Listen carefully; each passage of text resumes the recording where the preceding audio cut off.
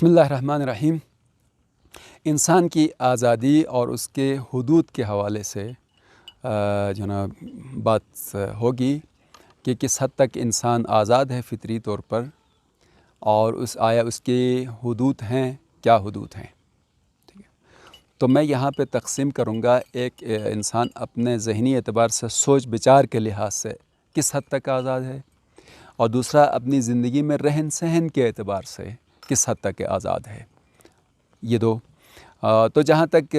ذہنی سوچ بچار کے لحاظ سے آزادی کی بات ہوتی ہے، وہ کن مسائل کے بارے میں غور و فکر کرتا ہے، اس کو بھی جو ہے نا تقسیم بندی کرنی چاہیے۔ آیا خدا کے بارے میں سوچ بچار کرنا چاہ رہا ہے؟ یہاں پر ایک حد ہے، سوچنے کا حق اسے حاصل ہے، تاکہ سوچے گا سمجھے گا تو خدا کے وجود پر دلیل قائم کرے گا، اور واقعی موحد وہی ہے کہ جو دلیل کی بنا پر خدا کو مانے اور ایمان لائے، توحید والا وہی ہے۔ لیکن چونکہ انسان ایک محدود موجود ہے، محدود موجود لامحدود ذات کا احساس نہیں کر سکتا، لہٰذا یہاں پر حد آ جاتی ہے۔ وہ حد دیکھیے کہ اس طرح سے کہ خداوند متعال کی ذات لامحدود ہے، اسی طرح سے خداوند متعال کی صفات ذاتیہ لامحدود ہیں، چونکہ ہمارے عقیدے کے مطابق صفت اور ذات الگ نہیں ہیں، ذات اور صفات عین ایک ہیں۔ علم وہی ذات ہے، ذات وہی علم ہے، تو جب ذات لامحدود ہے تو صفت ذاتی بھی لامحدود ہو جائے گی، تو ذات خداوند متعال اور صفات ذاتیہ خداوند متعال کا احاطہ نہیں کر سکتا،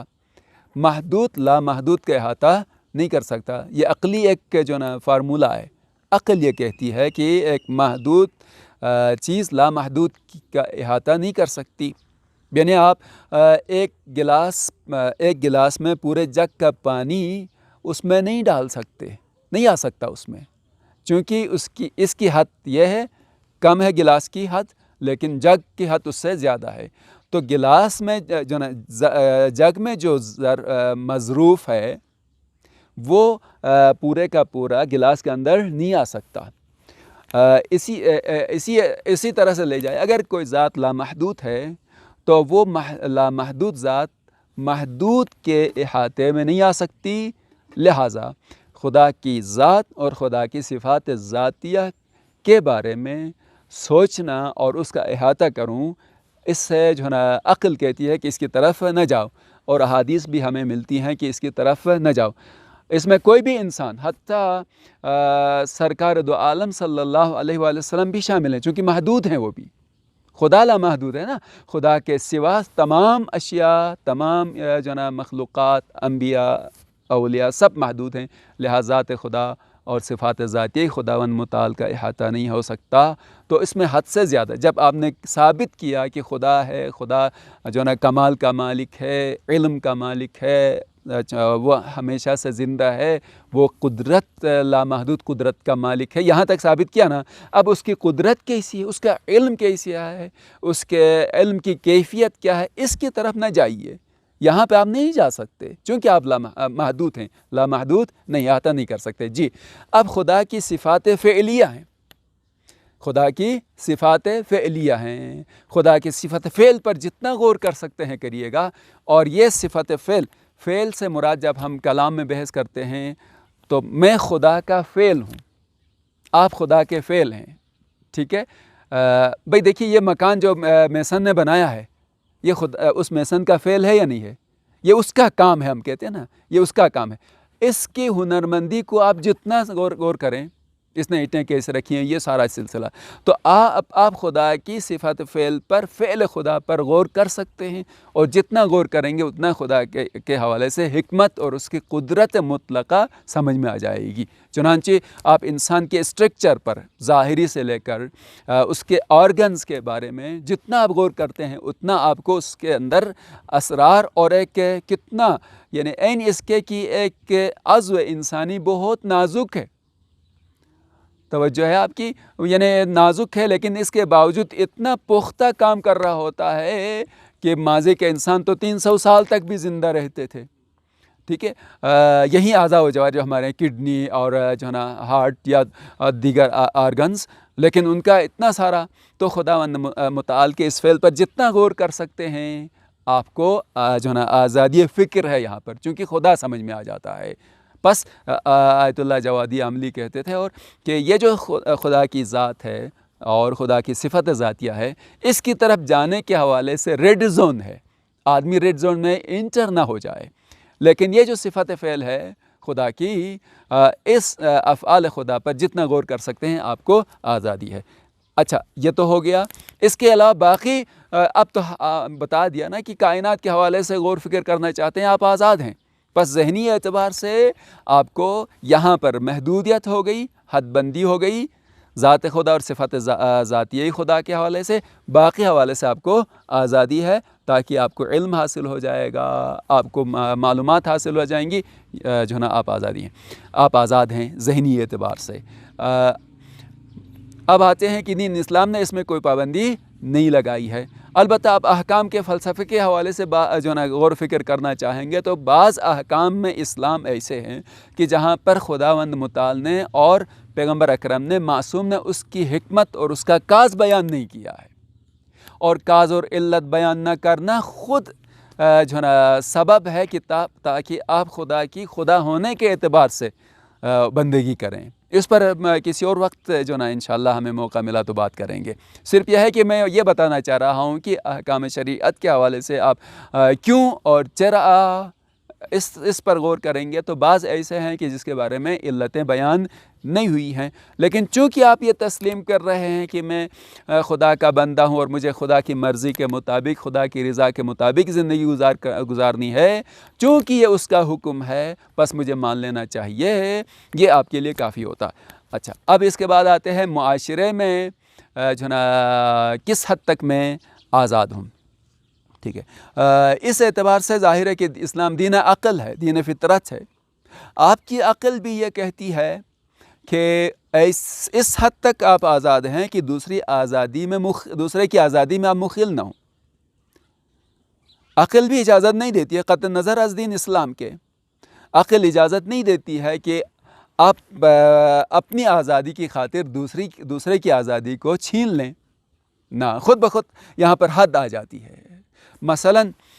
یہ ہے کہ میں اپنے گھر کے اندر آزاد ہوں، جی میرے گھر ہے، میں آزاد ہوں، میں جو چاہوں کروں، ٹھیک ہے۔ آپ اپنے گھر کو جس طرح سے چاہتے ہیں بنانا، دوسرے کے جو ہے نا ساتھ جو ہے نا ڈسٹربینس نہ ہو، بنا لیں۔ جس طرح سے آپ کمرے کو سجانا چاہتے ہیں سجائیے، جیسے آپ کمرے میں ڈیکوریشن کرنا چاہتے ہیں کریے، اس میں کسی کے لیے کوئی مسئلہ نہیں، کسی کو تکلیف نہیں پہنچتی اس سے۔ لیکن اگر آپ کہیں میں آزاد ہوں، لوگوں کے آرام کے وقت میں رات کے 2-2:30 بجے آپ فل موسیقی میں کچھ سننا شروع کر دیں، یا فل آواز میں کوئی نعت سننا شروع کر دیں، یا فل آواز میں آپ کوئی جو نا پروگرام ایسا کریں جس سے آپ کے ہمسائے کو تکلیف پہنچتی ہو، جس سے آپ کے ہمسائے کا آرام جو ہے نا ختم ہو رہا ہو، تو ایسی آزادی عقل نہیں دے رہی ہے، ٹھیک ہے۔ اور عقل بھی نہیں دے رہی ہے، دین بھی، اسلام بھی اس کی اجازت نہیں دیتا ہے۔ بس خود بخود یہاں پر عقلی لحاظ سے بھی، دینی لحاظ سے بھی جو نا معاشرے میں آزادی کی ایک حد معین ہوتی ہے، اور جہاں جہاں عقل آپ کو آزاد کر دیتی ہے، کہتی ہے، اسلام بھی آپ کو وہاں پر آ کر اجازت دے دیتا ہے کہ آپ آزاد ہیں۔ لیکن جہاں جہاں پر عقل کہتی ہے یہاں پر تمہاری آزادی چونکہ دوسرے کے تکلیف کا سبب بن رہی ہے، بس اپنے آپ کو محدود کرو، تو اسلام بھی آ کر کہتا ہے کہ اس حد تک تم آزاد نہیں ہو۔ چنانچہ ہمیں روایت میں ملتا ہے، ایک شخص کا جو نا درخت ہمسائے کے جو نا گھر تک آیا، اور اس کے لیے مزاحمت تھی، تکلیف تھی، اس نے کافی مرتبہ اس سے کہہ دیا،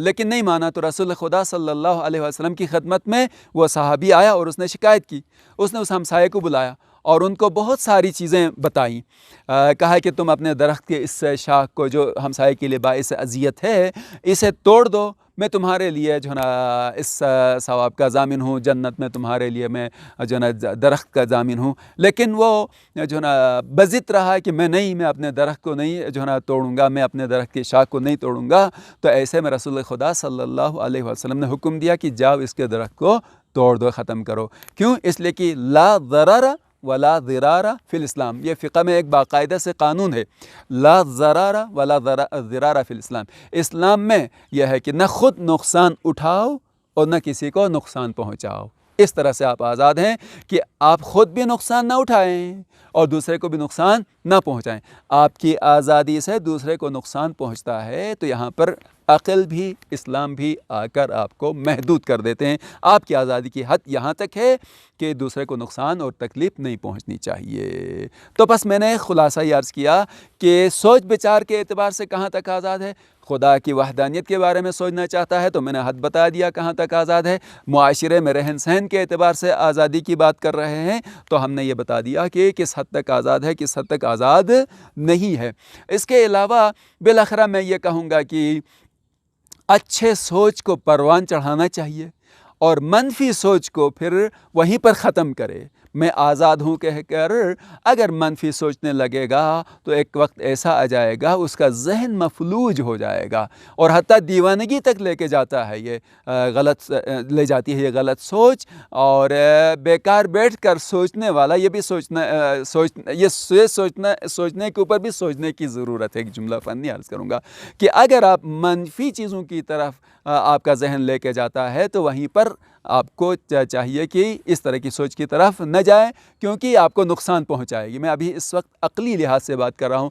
اس طرف نہ جائیں، اس سے آپ کو نقصان پہنچے گا۔ تو ہر وہ چیز جو آپ کو نقصان پہنچاتی ہے، ایسی سوچ کی طرف آپ آزاد نہیں ہیں۔ مثبت سوچ، ترقی والی سوچ جو آپ کو کمال تک، جو کسی اچھے نتیجے تک لے کے جاتی ہے، اس کے بارے میں سوچ بچار کرنے کی اسلام میں تاکید کی ہے۔ چنانچہ بتایا ہے کہ جو نا 1 ساعت تک غور و فکر کرنا